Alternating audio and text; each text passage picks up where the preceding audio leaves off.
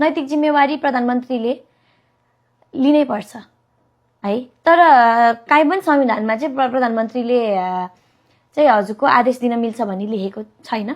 त्यो पनि हामीले जान्न जरुरी छ।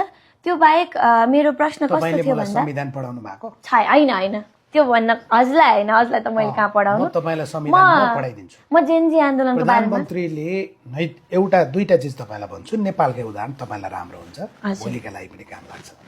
सिंहदरबारमा आगो लाग्यो, कीर्तिनिधि विष्ट प्रधानमन्त्री हुनुहुन्थ्यो।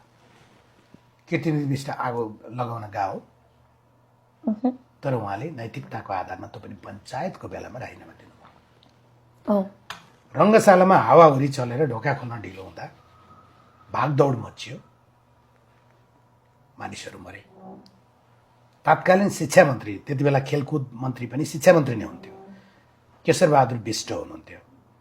उहाँले गएर ढोका खोल्ने हो, तर उहाँले राजीनामा दिनुभयो। यहाँ त मान्छे मरेको छ, मान्छे गोली हानेर ताकी, तर उहाँले राजीनामा दिनु भएन, दुःख व्यक्त गर्नु भएन।